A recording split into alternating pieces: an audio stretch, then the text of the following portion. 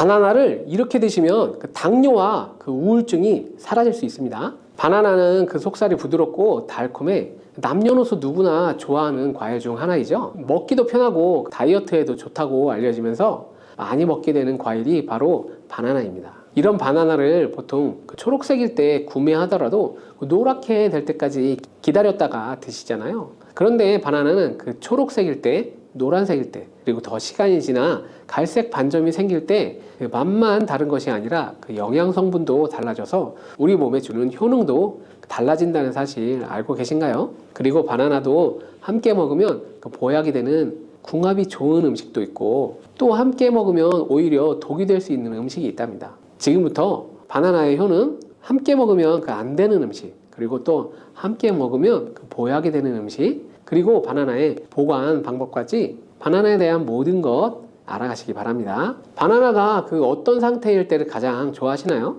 저는 그 예쁘게 노란색으로 숙성되었을 때 먹는 것을 가장 좋아하는데요. 그 이유가 그 초록색일 때는 단맛도 덜하고 식감도 약간 서걱서걱하고 그 맛이 없는 것 같기도 하고 그 갈색 반점이 생기면 왠지 보기에 좋지 않고 시간이 더 지나면 그 상한 것 같은 생각이 들어 먹기에 꺼려지기 때문인데요. 그런데 초록색 바나나, 노란색 바나나, 그 갈색 바나나가 각각 영양소가 달라진다는 사실 알고 계셨나요? 먼저 초록색 바나나는 덜 익은 바나나가 맞습니다. 그렇다고 못 먹을 정도는 아닌데요. 단맛이 약간 적은 대신에 건강에는 훨씬 더 많은 도움이 될 수 있습니다. 그 중에서 특히 그 당뇨 환자에게 많은 도움이 되는데요. 초록색 바나나는 소장에서 분해되지 않고 대장까지 내려가서 대장의 미생물에 의해 분해되는 저항성 전분이 풍부합니다. 이 저항성 전분은 아밀로스가 많은 탄수화물을 말하는데 이는 아밀로스가 포도당으로 분해가 잘 되지 않아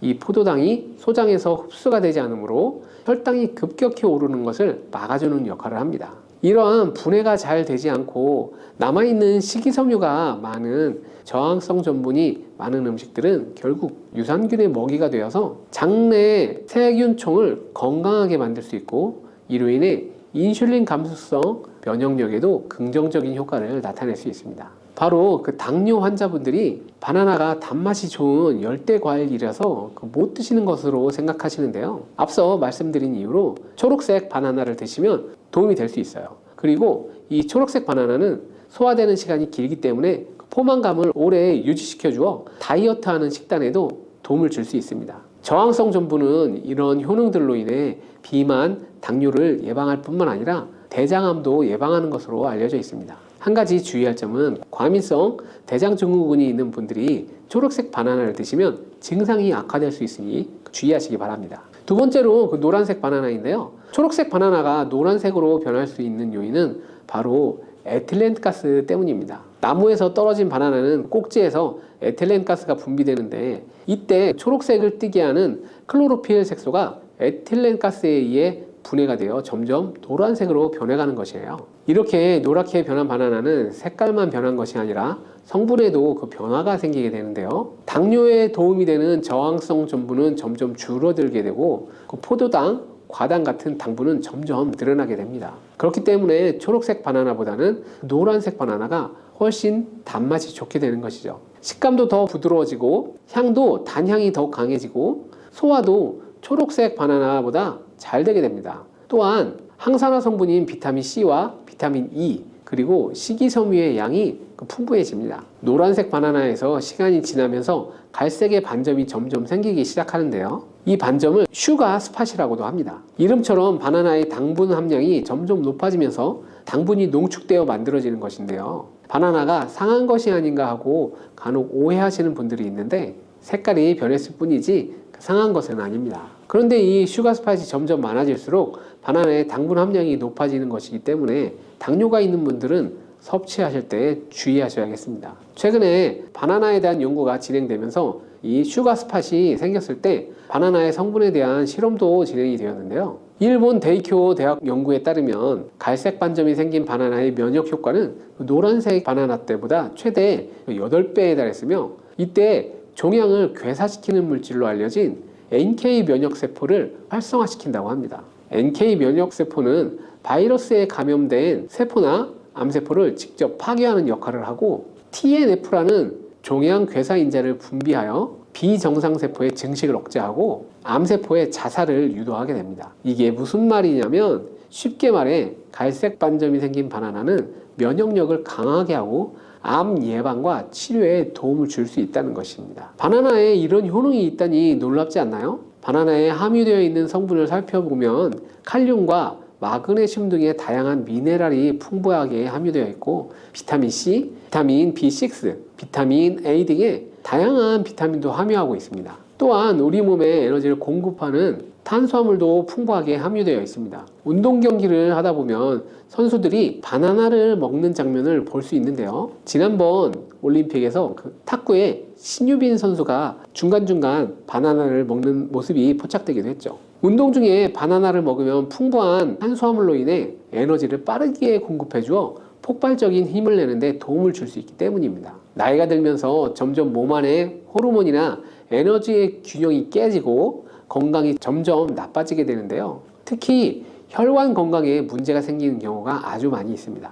혈관 건강에 문제가 생기면서 나타나는 대표적인 증상이 고혈압이 되겠죠. 이 때문에 나이가 들면서 혈압을 관리하는 것이 정말 중요한데요. 바나나에 풍부하게 함유된 칼륨은 세포의 삼투압과 수분 평형 유지 기능을 수행하여 몸 안에 나트륨을 배출하는 데 도움을 주어 혈압을 조절하는 데 도움을 준다고 알려져 있습니다. 성인의 하루 칼륨 권장 섭취량은 남성은 4,700이고 여성은 3,500mg인데요. 실제로 섭취하는 칼륨의 양은 남성은 55%, 여성은 75%만 섭취하는 것으로 통계를 통해 확인할 수 있습니다. 칼륨이 체내에서 부족하게 되면 혈압이 오르고 심장에 무리를 줄 수 있고 근육에 경련이 일어나고 힘이 빠지는 무기력증 등의 증상이 나타날 수 있습니다. 바나나 한 개에는 하루 권장 섭취량의 15%의 칼륨이 함유되어 있어 부족한 칼륨을 보충하는 데 탁월한 도움을 줄 수 있습니다. 그리고 바나나에는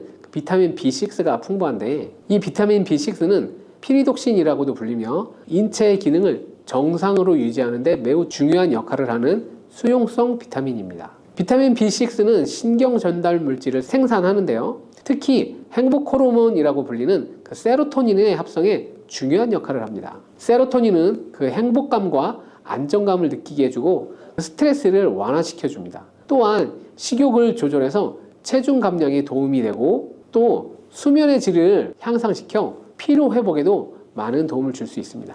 이런 효능으로 우울증, 불안장애, 불면증 등의 정신질환을 예방하고 치료하는 데에도 활용되는 성분이 바로 세로토닌입니다. 쉽게 말해 바나나를 섭취하면 행복감을 높이는 데 도움을 준다는 것이죠. 또 비타민 B6는 호모시스테인 농도를 조절해 주어 심혈관 질환, 뇌혈관 질환을 예방하고 단백질을 분해하여 몸에 에너지를 공급하는 데에도 도움을 주어 바나나를 먹으면 힘이 나는 것입니다. 고기를 먹고 바나나를 먹으면 단백질 분해를 도와주어 소화를 잘 되게 해주기도 합니다. 이런 좋은 효능이 있는 바나나도 함께 먹으면 독이 되는 음식들이 있는데요. 첫 번째는 바로 우유입니다. 그렇게 유명한 바나나 우유도 있는데 이게 무슨 말이지? 이런 생각하시는 분들 계시죠? 네, 맞습니다. 우유에 풍부한 칼슘은 흡수가 잘 안 돼요. 다른 미네랄 성분이 풍부한데요. 대표적으로 비타민 D와 마그네슘이에요. 바나나에는 마그네슘이 풍부하여 우유의 칼슘을 흡수하는데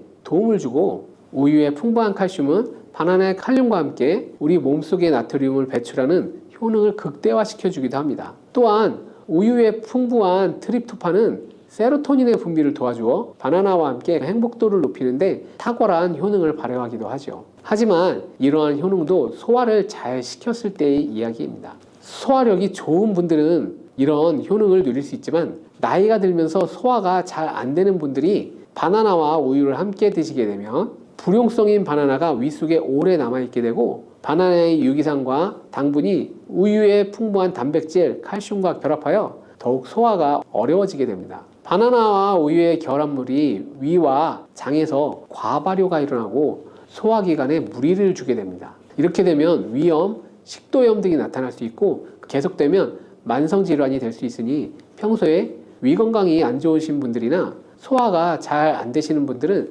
주의하시기 바랍니다. 실제로 아침마다 우유와 바나나를 함께 드신 분이 원인 모를 복통이 잦아 병원 진료를 계속 본 경우도 있습니다. 그렇다면 장 건강에 도움을 주는 바나나와 함께 먹으면 좋은 음식은 없을까요?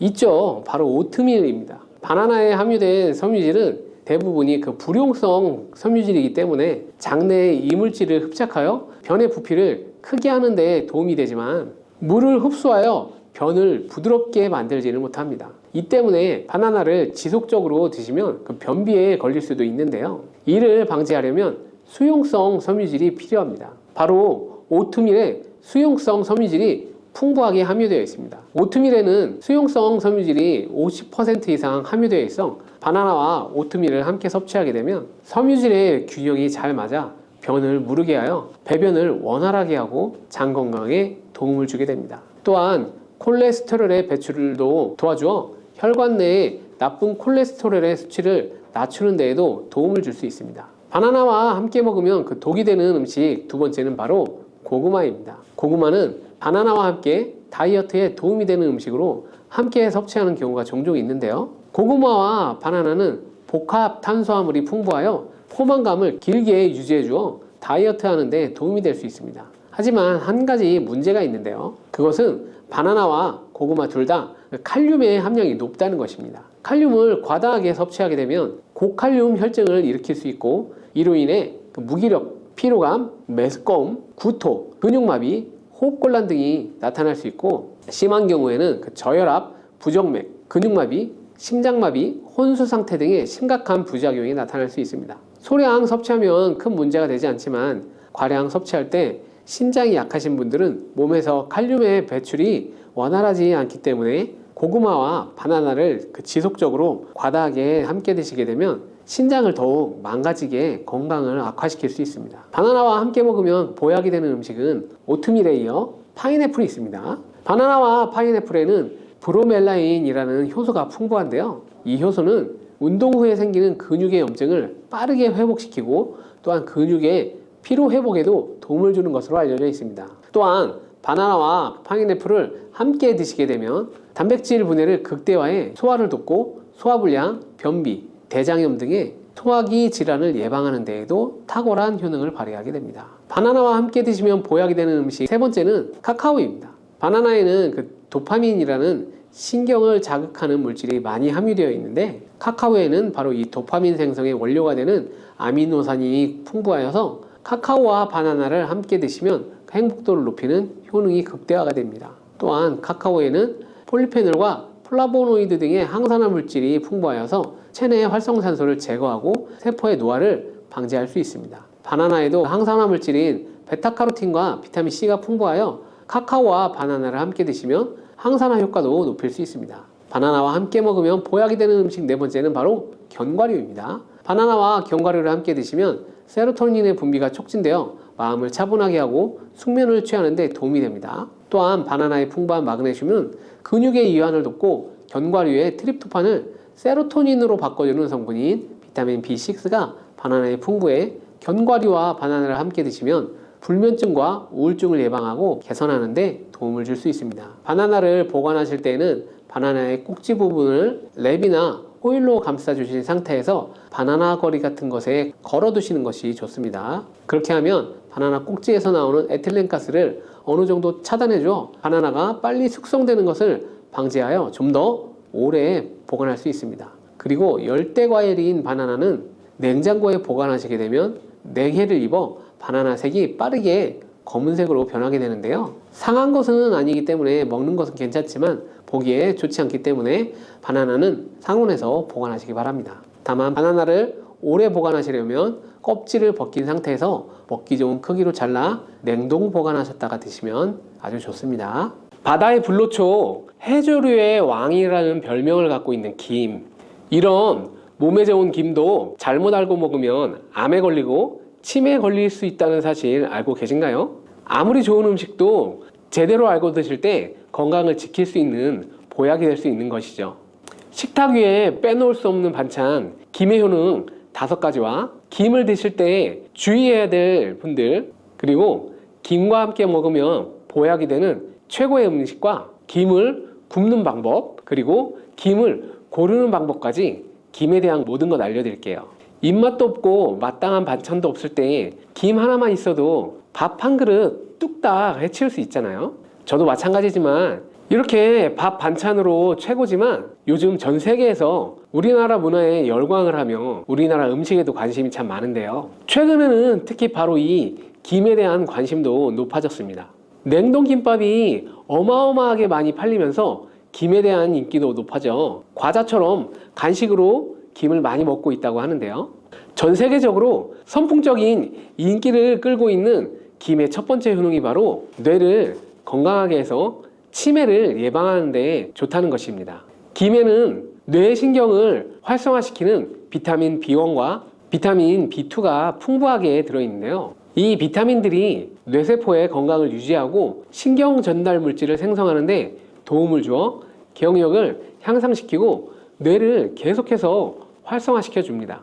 또한 미네랄 성분들이 풍부하여 뇌 기능을 활성화하는 데 도움을 주어 치매를 예방할 수 있습니다. 그리고 김에는 포피란이라는 수용성 식이섬유가 풍부하게 함유되어 있는데요. 이 포피란은 혈관 내의 나쁜 콜레스테롤 LDL 수치를 떨어뜨려주는 효능이 있습니다. 따라서 혈관 내의 혈전 생성을 막아주고 동맥경화도 예방하여 혈액순환을 좋게 하여 뇌에도 혈류를 원활하게 해주는 거죠. 또 김에 함유되어 있는 알긴산이라는 성분이 있는데요. 이 알긴산도 콜레스테롤이 혈관에 쌓이는 것을 방지하고 몸 밖으로 배출시켜주는 역할을 해줍니다. 국립부경대학교 연구팀의 연구 결과에 따르면 알긴산은 혈관 내의 중금속과 노폐물을 흡착하여 제거하고 혈액 속 중성지방 및 콜레스테롤을 억제하여 피를 맑게 하고 성인병 예방에 놀라운 기능을 한다고 보고하고 있습니다. 이러한 성분들의 효능으로 뇌에 필요한 영양분을 충분히 공급하고 노폐물을 빨리빨리 배출할 수 있게 되어 머리도 맑아지고 뇌신경을 튼튼하게 해주는 것이죠. 이런 김과 계란을 함께 드시면 엄청난 시너지 효과를 누릴 수 있는데요. 계란에는 비타민 B12와 콜린이라는 성분이 풍부한데 이 성분들이 뇌신경을 활성화하는 데 큰 도움을 줄 수 있습니다. 그 이유를 살펴보면 콜린은 뇌의 신경 시스템에서 중요한 역할을 하는 아세틸콜린이라는 물질의 주성분인데 아세틸콜린은 신경 전달 물질로 뇌세포 사이에 정보를 전달하는 역할을 해줍니다. 바로 이 콜린이 충분히 공급되어야 기억력, 학습 능력, 그리고 인지 능력을 유지할 수 있습니다. 이뿐만 아니라 김은 계란에 부족한 비타민 C를 보충해주고 계란은 김에 부족한 비타민 D를 보충해줘 서로가 정말 잘 어울리는 식품이 되는 것이죠. 계란과 김이 만나면 정말 뇌 기능에 필요한 보약이나 다름이 없는 것이죠. 김의 두 번째 효능은 식물성 단백질 공급원의 최고봉이라는 것입니다. 김에 함유된 단백질의 양은 소고기보다 훨씬 더 많은데요. 소고기가 단백질이 풍부하다고 알고 계시잖아요. 소고기 100g당 단백질의 함량은 20g이고요. 김 100g당 단백질의 함량은 약 30g입니다. 소고기보다 김에 단백질이 많이 들어있다니 놀랍지 않나요? 마른 김 5장에는 계란 1개에 함유된 단백질의 양이 들어있다고 합니다. 그런데 이 단백질에 식물성 단백질과 동물성 단백질이잖아요. 이 둘을 함께 먹을 때 더욱 흡수가 잘 되어 건강에 많은 도움을 줄 수 있는데요. 김과 계란을 함께 먹을 수 있는 정말 좋은 방법 알려드릴게요.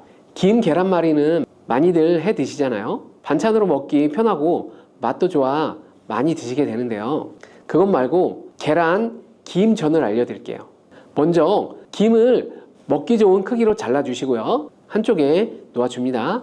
적당한 용기에 계란을 깨주시고요. 소금 한 꼬집으로 약간 간을 해줍니다. 다음에 계란을 풀어줍니다.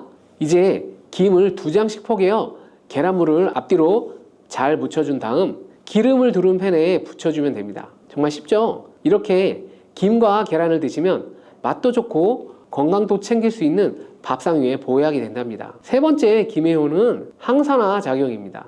몸 안에 활성산소가 많아지게 되면 활성산소가 세포를 공격하여 노화시킬 뿐만 아니라 암세포로 변이시켜 암을 발생시키기도 하는데요. 김에는 이런 활성산소를 제거해 줄 수 있는 강력한 항산화 물질인 베타카로틴이 풍부하게 함유되어 있습니다. 대표적인 강력한 항산화 물질인 베타카로틴은 당근에 많이 함유되어 있다고 알고 있잖아요. 당근보다 김에 이 베타카로틴이 더 많이 함유되어 있는데요. 당근 100g에는 5,516mg이 함유되어 있고 김 100g에는 무려 22,500mg이나 함유되어 있습니다. 당근보다 4배 정도 많은 베타카로틴이 함유되어 있는 것이죠. 놀랍지 않나요? 오늘 놀랄 일이 참 많은 것 같은데요. 이 베타카로틴은 우리 몸속에서 비타민 A로 전환이 됩니다. 비타민 A 하면 무엇이 생각나나요? 생각하고 계신 건 맞습니다. 바로 이 눈이죠.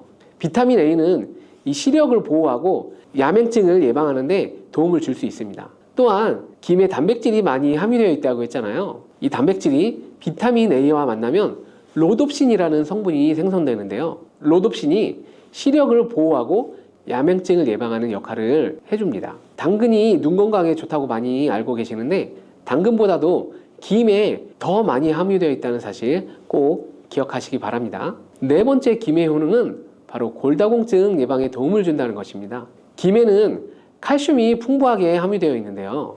칼슘 하면 떠오르는 식품이 있죠. 바로 우유인데요. 우유 100g에는 칼슘이 110mg이 함유되어 있고 김 100g에는 칼슘이 490mg이나 함유되어 있습니다. 김에는 우유보다 무려 4배나 많은 칼슘이 함유되어 있는 것이죠. 나이가 들면서 특히 여성분들이 골다공증 발병률이 높아 힘든 경우가 많으신데요. 저희 어머니도 골밀도가 낮아져 병원에서 처방을 받아 약을 드시고 계시더라고요. 주변에도 중년의 나이를 넘어서고 계신 분들 중에 골다공증으로 약을 드시는 분들이 많은데요. 우리나라 사람들의 부족한 영양소가 바로 칼슘이라서 이런 현상이 나타나는 것입니다. 칼슘이 부족하면 뼈가 약해지고 점점 골밀도가 낮아져 골다공증이 발병하게 되는 것인데요. 이 김에 함유된 칼슘은 특히 우리 몸에 흡수가 잘 되어 정말 많은 도움을 줄 수 있는 것이죠. 우유보다 4배나 많은 칼슘을 가지고 있는 김을 평소에 충분히 드신다면 골다공증 예방에도 많은 도움을 받을 수 있습니다. 김을 드실 때도 먹는 방법을 알고 드시는 게 좋겠죠. 김의 영양소를 잘 흡수할 수 있도록 먹는 방법이 있는데요. 김을 구울 때 어떻게 하시나요? 보통 기름을 김에 바르고 불에 김을 구워 드시잖아요. 그렇게 하시면 안 되고요. 마른 김을 아무것도 바르지 않은 채 달궈진 팬에 앞뒤로 5초씩 살짝 구워준 다음에 들기름을 발라 드시면 됩니다. 김에 열을 가하게 되면 김에 함유된 영양소들이 체내의 흡수율이 높아지게 되는데요. 들기름을 굽기 전에 바르지 않고 구운 후에 바르는 이유는 들기름이 열에 약해서 들기름을 바른 채 굽게 되면 들기름이 산패되어 오히려 건강을 해칠 수 있기 때문입니다. 열을 가하지 않은 들기름을 바르면 들기름의 불포화 지방산이 또 혈관을 깨끗하게 해줘서 더욱 건강한 식사를 할 수 있습니다. 5번째 김의 효능은 당뇨를 완화시키는 데 도움을 준다는 것입니다. 당뇨가 있는 분들은 비타민 B12가 결핍되어 있는 분들이 많은데요. 김에 바로 이 비타민 B12가 풍부하게 함유되어 있어 당뇨를 완화시키는 데 도움이 되는데요. 2017년 한국식품과학회지에 실려있는 연구에서 당뇨 환자들이 김을 섭취하면 혈당 수치를 낮추는 데 도움이 된다고 보고했습니다. 이는 김에 함유된 비타민 B12 때문이라고 밝혔습니다. 당뇨 환자는 비타민 B12가 결핍되기 쉬운데요. 그 이유로는 비타민 B12는 고기에 보통 많이 함유되어 있는데 당뇨 환자의 식단은 채식인 경우가 많아서 비타민 B12를 섭취할 수 있는 기회가 적어지기 때문입니다. 또한 당뇨 환자에게 처방되는 메트포르민 계열의 성분들의 약물이 비타민 B12의 흡수를 방해해 비타민 B12가 결핍될 가능성은 더욱 높아집니다. 당뇨 환자들은 고혈당으로 인해 신경이 많이 손상이 되는데요. 이 때문에 손발 끝이 저리거나 통증이 오는 신경합병증이 발생하게 됩니다. 이런 증상들을 완화시키고 신경이 손상되지 않도록 보호하는 역할을 비타민 B12가 해주는 것이죠. 이런 이유로 당뇨 환자는 비타민 B12의 섭취를 신경 써서 해주는 것이 좋지만 말씀드린 대로 육류 식단은 또 당뇨 환자의 식단에 잘 들어가 있지 않아요. 그래서 비타민 B12가 풍부한 김을 섭취하시는 것이 당뇨 환자에게 정말 좋은 대안이 되는 것입니다. 비타민 B12의 하루 권장 섭취량은 2.4 마이크로그램인데요. 이는 자르지 않은 김 한 장만 섭취해도 충분히 섭취할 수 있는 양입니다. 당뇨가 있는 분들이라면 오늘부터 꼭 식사할 때 김을 챙겨 드셔야겠죠. 다만 시중에 판매되는 조미김은 기름에 구워지고 그 기름이 산패될 가능성이 높아 오히려 건강에 해로울 수 있으니 알려드린 대로 마른 김에 기름을 바르지 않고 달궈진 팬에 살짝 부어서 드시기 바랍니다. 그런데 이렇게 평소에 많이 드시고 계신데 잘못 드시면 건강을 해칠 수도 있다는 사실 알고 계신가요? 특별히 갑상선이 약하신 분들은 김을 섭취하는 데 주의하셔야겠습니다. 갑상선은 우리 몸에서 가장 중요한 내분비 기관 중 하나인데요. 갑상선은 목 부분 기관지 아래에 위치한 나비 모양의 내분비 기관입니다. 중요한 여러 기능을 하지만 그 중에서도 특별히 대사율을 조절하는 기능을 하는데요. 갑상선에서 T3, T4 호르몬을 분비하여 우리 몸의 에너지 소비와 체온 조절을 하는데 중요한 역할을 하는 것입니다. 그리고 갑상선 호르몬은 신경 시스템의 정상적인 기능을 유지하는 데 꼭 필요한데요. 이 호르몬이 제대로 분비가 되지 않아 수치가 너무 높거나 낮게 되면 우울증, 불안 증세, 기억력 감퇴 등의 문제가 발생할 수 있습니다. 이 갑상선 호르몬 중에 요오드라는 게 있는데요. 김에 이 요오드가 풍부하게 함유되어 있습니다. 요오드가 부족하면 체중이 늘어나고 탈모가 생길 수 있으며 만성 피로 때문에 힘들어질 수 있습니다. 세계보건기구에서는 요오드가 부족하면 뇌세포가 손상되고 치매가 발생할 수도 있다고 보고하고 있습니다. 이렇게 중요한 요오드, 김에 풍부하니 먹어야 되는 거 아닌가? 이렇게 생각하고 계시죠? 맞는 말씀이긴 하지만 바로 예외가 있습니다. 갑상선이 약하신 분들은 김 섭취에 주의해야 된다고 했잖아요. 갑상선 저하증이나 항진증이 있는 분들이 김을 많이 드시게 되면 오히려 건강을 해칠 수 있습니다. 건강하신 분들은 김을 많이 드셔도 호르몬 조절이 되어 문제가 없지만 갑상선에 문제가 있어 호르몬 조절이 잘 안 되시는 분들은 이 요오드의 수치가 높아지게 되면 체내에 활성산소가 증가하여 염증을 일으키고 갑상선염을 유발하여 심해지면 갑상선 암으로 발전시킬 수도 있습니다. 우리 한국인의 식단에는 이미 요오드의 함량이 높기 때문에 김을 조금만 드셔도 요오드의 수치가 금방 높아질 수 있습니다. 따라서 갑상선에 문제가 있는 분들은 김을 드실 때 주의하셔야 하는 것입니다. 그렇다고 요오드가 풍부한 해조류와 같은 음식을 아예 드시지 말라고 말씀드리는 것이 아니라 과량 섭취만을 주의하시고 적당량은 드셔도 괜찮습니다. 그렇다면 갑상선에 문제가 있는 분들이 김을 드실 때 해결 방법이 없을까요? 있습니다. 그것은 바로 마늘과 함께 드시는 것입니다. 대표적인 강력한 항암식품이 마늘이잖아요. 마늘에는 셀레늄이라는 성분이 풍부합니다. 이 셀레늄은 다량의 요오드로 인해 발생되는 활성산소로부터 갑상선을 보호하는 역할을 하게 되는 것인데요. 그래서 건강기능식품 기능성 원료로서 유해산소로부터 세포를 보호하는 효능을 가지고 있어 우리나라 식약처에서도 인정을 해주고 있습니다. 그래서 갑상선 호르몬의 생산을 도와 갑상선에 문제가 있는 분들이 드시면 호르몬의 문제를 해결하는 데 도움이 되는 것이죠. 또한 김에 함유된 알긴산이라는 성분이 콜레스테롤이 혈관에 쌓이는 것을 방지하고 몸 밖으로 배출시켜주는 역할을 한다고 알려드렸는데 바로 이 마늘과 함께 드시면 이 효능이 배가 되어서 혈관에 혈전이 생기는 것을 막아주어 혈관 건강에 최고인 보약이 되는 것입니다. 이렇게 좋은 김 아무거나 드시지 마시고요.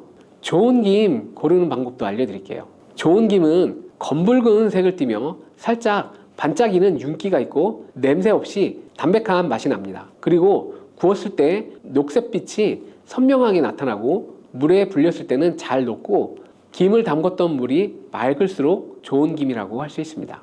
호박이 넝굴째 굴러 떨어졌다라는 표현 아시나요? 큰 힘을 들이지 않으면서 우연히 좋은 일이 생기거나 큰 성과를 거둘 때 이런 속담을 쓰죠. 옛부터 단호박은 그 자체로 맛있고 영양가가 풍부한 식품으로 많은 사랑을 받아온 채소인데요.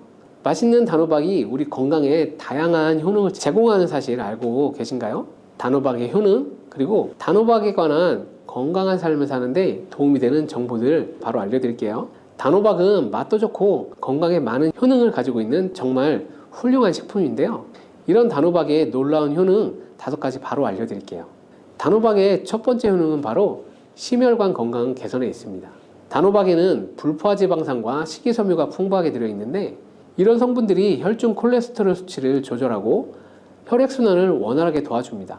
또한 불포화지방산은 체내에 축적된 나쁜 콜레스테롤을 감소시키고 혈관벽을 건강하게 유지하는 데에도 효과가 있습니다. 또한 단호박에 포함된 칼륨은 혈압 조절에도 효과적인데요.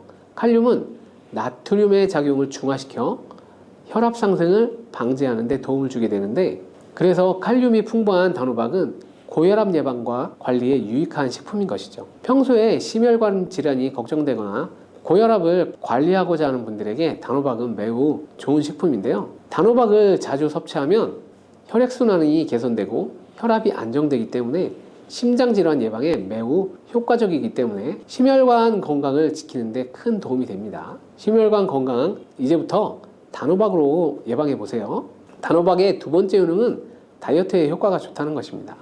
단호박은 저칼로리 식품이기 때문에 다이어트를 할 때 섭취하면 매우 좋은 식품인데요. 단호박의 열량은 100g에 약 40에서 50kcal 정도밖에 안 되는데, 보통 다이어트 하실 때 고구마 많이 드시잖아요. 고구마의 열량은 100g당 약 85에서 110kcal인데요. 단호박의 칼로리는 고구마의 반도 안 되는 것이죠. 그래서 단호박은 다이어트 할 때 칼로리 걱정 없이 먹을 수 있습니다. 거기다 단호박은 식이섬유도 풍부해서 포만감을 오래 유지시켜 줍니다. 이런 특징 덕분에 간식 대신 단호박을 드시면 과식을 방지할 수 있고 체중 조절에 아주 효과적입니다. 또한 단호박의 식이섬유는 소화가 잘 되지 않아서 장에서 천천히 흡수되기 때문에 혈당 조절에도 유익한데요. 급격한 혈당 상승을 막아주어 다이어트 중에도 혈당이 급격히 떨어지지 않게 도와주게 되죠. 또한 다이어트 중에 발생할 수 있는 변비를 예방할 수 있기 때문에 체중 감량을 도와줄 뿐만 아니라 장 건강도 함께 챙길 수 있습니다. 다이어트 중이라면 단호박을 간식이나 식사 대용으로 활용해 보세요. 맛도 좋고 영양도 풍부한 최고의 다이어트 식품이 됩니다. 단호박의 세 번째 효능은 바로 눈 건강에 도움이 된다는 점입니다.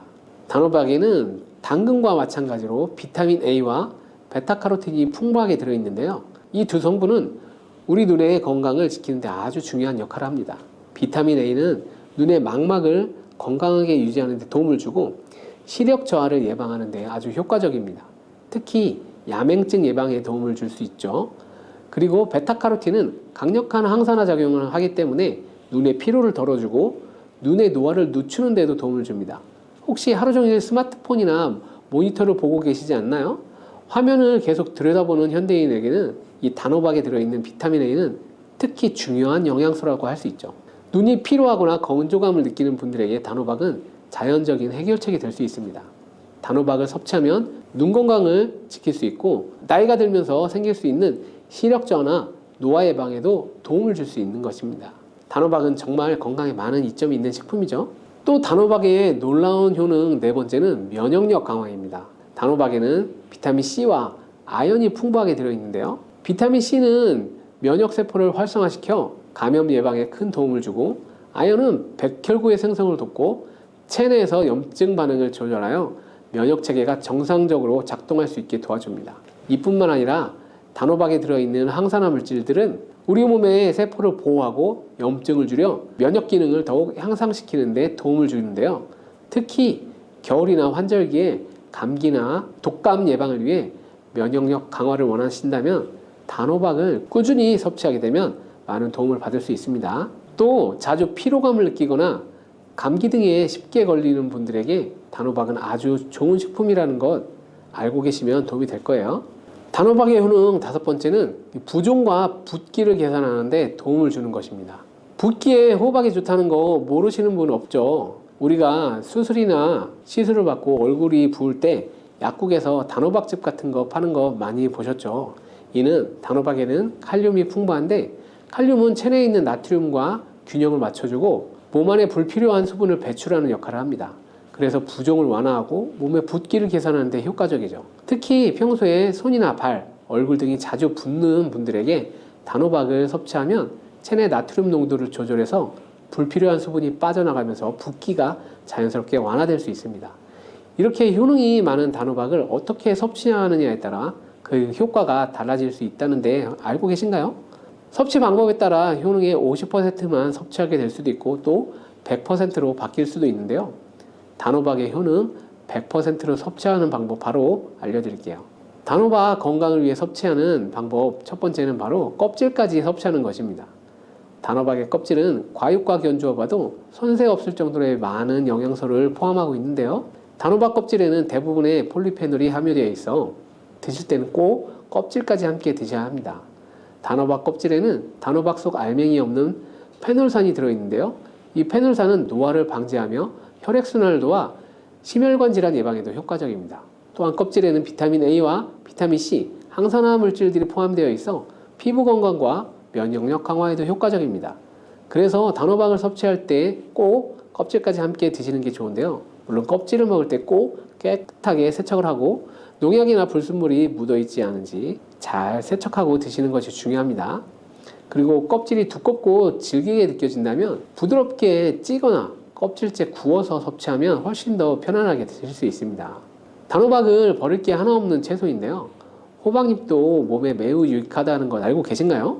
호박잎에는 비타민 A, 비타민 C, 칼슘, 철분이 풍부해서 뼈 건강에도 도움이 되고 또한 항산화 성분이 많아 체내 염증을 줄여주고 소화 기능을 좋게 하는 데도 아주 효과적인데요. 특히 피로 회복에 좋고 체내 독소를 배출하는 데 도움을 줍니다. 호박잎은 찜이나 국, 그리고 볶음 등으로 다양하게 요리하여 섭취할 수 있는데요. 호박잎을 섭취하는 것도 단호박을 더 효과적으로 활용하는 좋은 방법이니 버리지 말고 꼭 함께 드시기 바랍니다. 단호박을 드실 때 호박씨를 빼놓을 수 없죠. 호박씨가 수면에 도움을 준다는 거 들어보셨나요? 호박씨에는 트립토판이라는 성분이 들어있어서 이 성분이 수면 개선에 큰 도움이 됩니다. 트립토판은 세로토닌과 멜라토닌으로 변환되는데 이 두 물질은 우리의 수면 리듬을 조절하는 데 중요한 역할을 하죠. 그래서 불면증이나 수면의 질이 낮은 분들에게 호박씨는 정말 유용한 식품입니다. 호박씨에는 또한 단백질과 건강한 지방이 풍부하여 혈당 조절에도 도움을 줄 수 있는데요. 혈당이 급격히 오르거나 내리는 것을 막아주고 당뇨병 예방에 효과적입니다. 그래서 호박씨는 다이어트에도 매우 좋고 식사 후 간식으로 섭취하면 포만감을 오래 유지시켜 줄 수 있습니다. 이렇게 단호박은 아주 건강에 좋은 식품이지만 섭취 시 주의할 점이 있는데요. 건강을 지키기 위한 몇 가지 단호박 섭취 유의사항 바로 알려드릴게요. 첫 번째는 껍질 섭취할 때 소화 문제입니다. 단호박의 껍질은 건강에 많은 효능이 있지만 소화가 어려운 경우도 있는데요. 특히 소화 기능이 약한 분들이나 위장이 민감한 분들은 껍질이 소화되지 않거나 불편함을 느낄 수 있습니다. 이런 분들은 단호박 껍질을 제거하고 속만 섭취하는 것도 괜찮습니다. 아니면 껍질을 먹을 때 반드시 부드럽게 조리하여 섭취해서 소화불량이나 복부팽만이 최대한 나타나지 않게 하는 것이 좋습니다. 두 번째 유의사항은 알레르기 반응입니다. 단호박은 일반적으로 알레르기 반응을 일으키는 경우가 드물지만 일부 사람들은 호박에 알레르기가 있을 수 있는데요. 특히 호박이나 호박씨에 민감한 분들은 섭취 후 발진이나 가려움 등의 증상을 경험할 수 있습니다. 이런 증상이 나타나면 단호박 섭취를 바로 중지하고 알레르기 전문의와 상담하는 것이 좋습니다. 알레르기 반응은 개인의 체질에 따라 다를 수 있기 때문에 처음 먹을 때는 소량으로 섭취하여 반응을 확인하는 것이 안전한 것 기억해 주시기 바랍니다. 단호박 섭취할 때 유의사항 세 번째는 신장 질환이 있는 사람의 섭취입니다. 단호박은 칼륨이 풍부한 식품인데요. 신장 기능이 약한 분들은 칼륨 과다 섭취가 문제가 될 수 있습니다. 칼륨이 과잉 섭취되면 신장에 부담을 줄 수 있어 부종이나 혈압 상승 등의 문제가 발생할 수 있기 때문인데요. 신장 질환이 있는 사람은 칼륨 섭취를 조절해야 하므로 단호박을 섭취하기 전에 반드시 의사와 상담하시는 것이 좋습니다. 신장에 문제가 있는 분들은 단호박을 섭취할 때 본인에게 맞는 양을 조절해서 섭취하는 것이 중요합니다.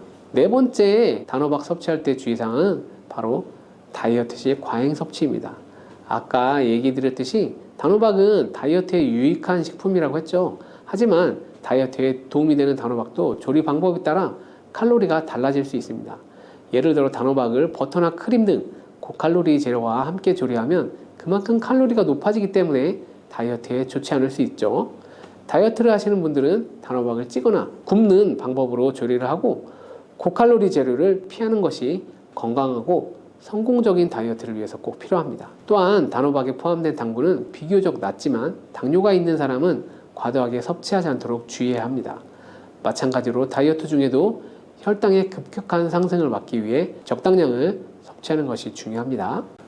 요즘 많이 드시고 계신 양배추 어떻게 드시고 계신가요?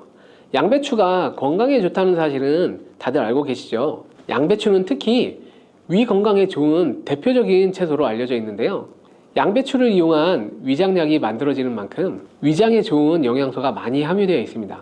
양배추에는 위장뿐만 아니라 여러 가지 몸에 좋은 효능이 있는 풍부한 성분들이 함유되어 있습니다.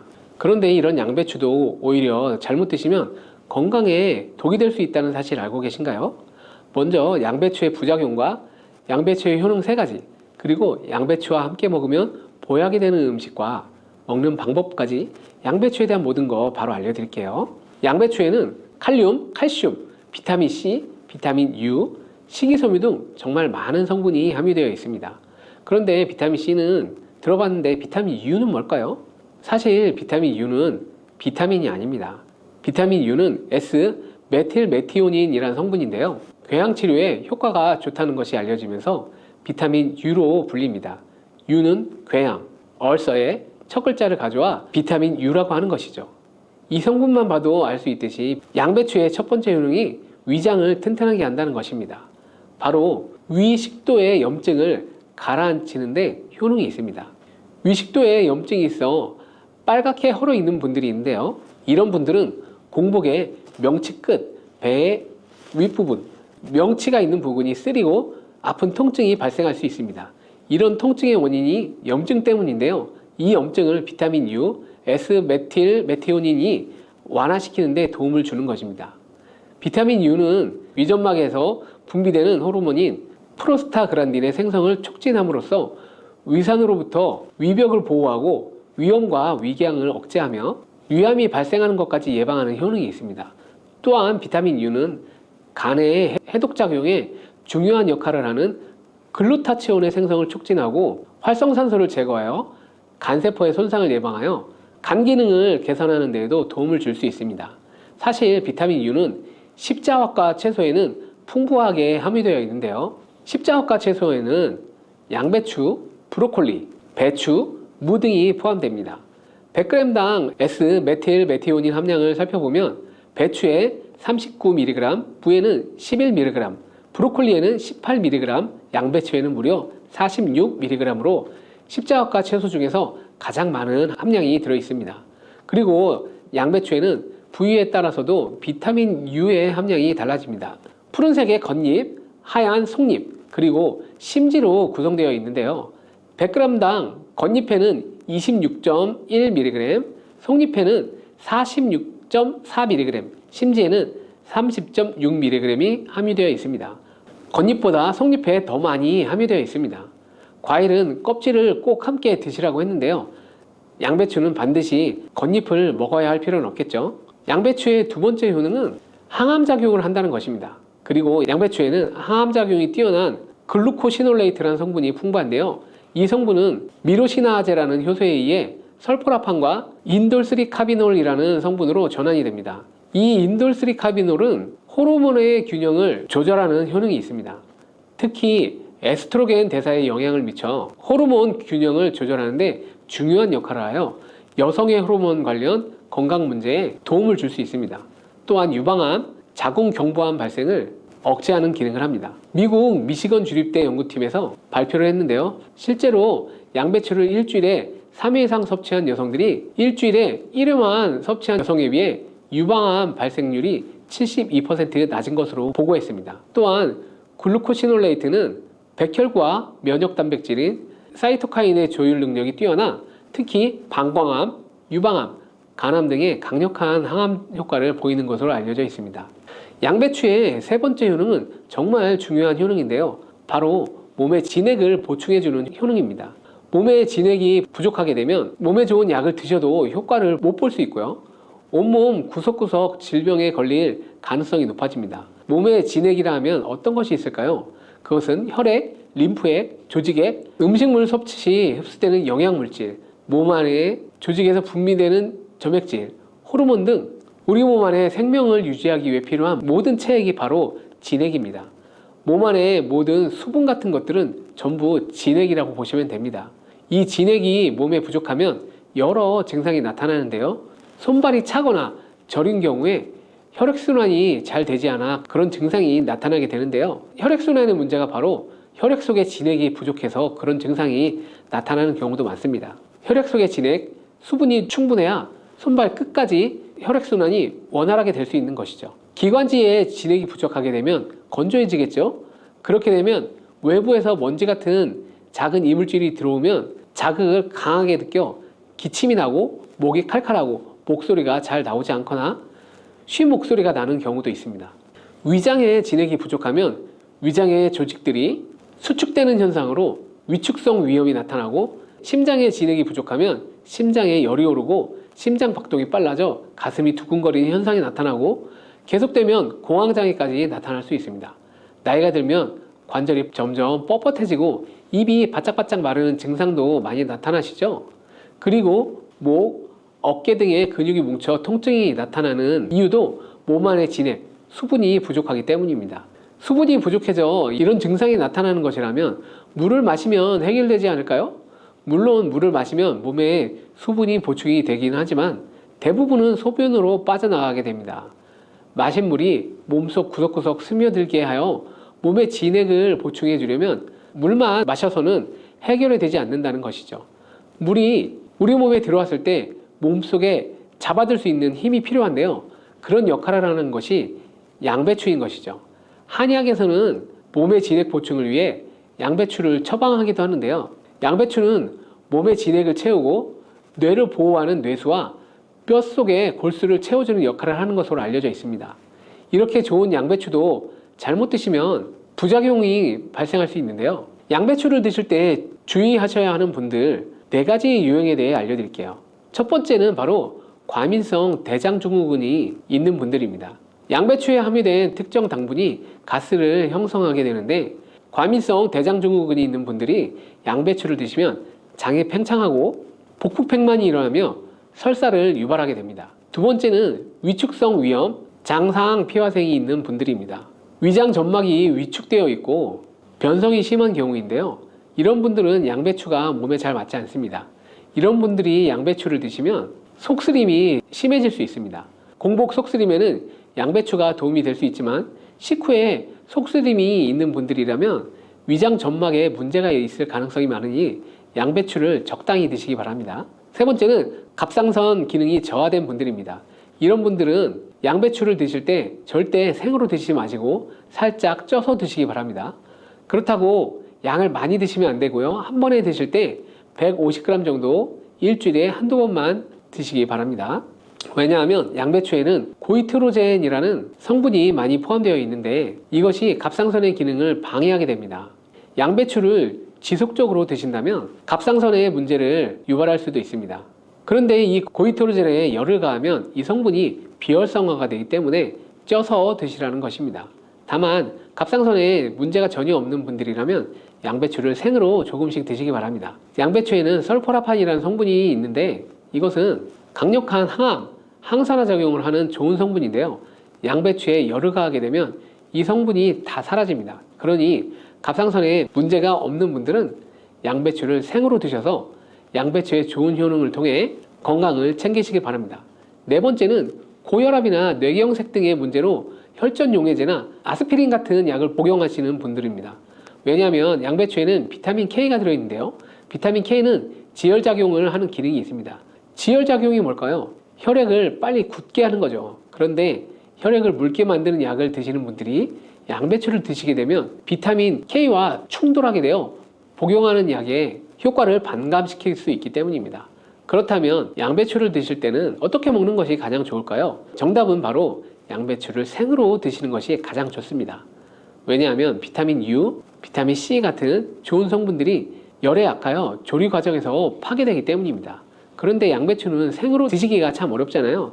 그래서 바로 알려드릴게요. 양배추를 생으로 드실 수 있는 방법인데요. 갈아서 주스로 드시면 됩니다. 이때 양배추만 갈아서 드시면 맛이 없어 마시기 힘드시잖아요. 양배추와 함께 갈아 드시면 맛도 좋아지고 보약이 되는 음식 알려드릴게요. 바로 사과와 당근입니다. 이 세 가지를 함께 갈아서 드시면 정말 좋은 장소식품이 되는데요. 당근은 혈액의 생성을 촉진하고 혈액순환을 원활하게 하며 눈 건강을 좋게 하는 효능이 있습니다. 사과는 피로를 회복시키고 기관지를 촉촉하게 하여 천식을 예방하는 효과도 있고요. 세 가지 모두 식이섬유가 풍부하여 장 건강에 정말 좋은데요. 장 운동을 촉진하여 변을 묽게 하여 배변 활동에 도움을 주게 됩니다. 변비에 정말 직효약이 되는 것이죠. 이 세 가지를 함께 드시면 이런 효능들이 극대화가 되어 정말 보약이나 다름없는 음식이 되는 것이죠. 그런데 생으로 드시라니까 혹시 농약이 걱정되시지 않나요? 오늘 영상에서는 양배추가 농약 범벅이라는 소문이 있는데 정말 양배추가 농약 범벅인지 재배 과정을 보며 진실을 알려드릴게요. 양배추를 키울 때 농약을 많이 치는 것은 사실입니다. 40일 정도 된 양배추는 약 모종 정도 사이즈가 되는데요. 이때부터 농약을 많이 치게 됩니다. 60일 정도 된 양배추는 조금 더 커지게 되겠죠. 이때도 우리가 알고 있는 양배추의 모양은 아닙니다. 아직 더 많이 자라야 합니다. 100일 정도 재배된 양배추는 생각보다 많이 크게 되는데요. 양배추의 모양은 보통 동그라니 공처럼 생겼는데 100일 정도 된 것은 다른 채소같이 생겼습니다. 120일 정도 되면 엄청나게 커지게 되겠죠. 120일 정도 된 양배추의 가운데 모양을 보면 동그랗게 생겼는데요. 그것을 결구라고 합니다. 공처럼 생겼다고 해서 결구라고 하게 되는데 이것이 우리가 먹는 양배추예요. 그 결구를 양배추의 잎이 겹겹이 싸고 있는데요. 농약을 아무리 쳐도 우리가 먹는 양배추에는 농약이 닿지 않아요. 농약뿐 아니라 다른 이물질도 많이 묻지 않게 되는 것이죠. 양배추에 농약을 많이 쓰는 것은 맞지만 농약이 묻은 잎은 다 제거하고 결구만 유통되기 때문에 양배추에 농약은 거의 묻어 있지 않습니다. 그뿐만 아니라 결구가 생길 때쯤이면 벌레가 거의 없기 때문에 농약도 더 이상 치지 않습니다. 이렇게 결구가 생기고 20일 정도 더 키우면 우리가 먹는 양배추의 크기가 되는데요. 이때 양배추를 수확하여 겉에 농약이 묻은 잎은 다 잘라내고 깨끗한 결구만 유통되는 것이죠. 이제 안심하고 양배추 드셔도 되겠죠? 혹시나 걱정이 되신다면 농약은 수용성 성분이기 때문에 양배추를 물에 5분 정도 담가 두었다가 흐르는 물에 씻으면 농약을 완전히 제거할 수 있으니 걱정하지 말고 드셔도 됩니다.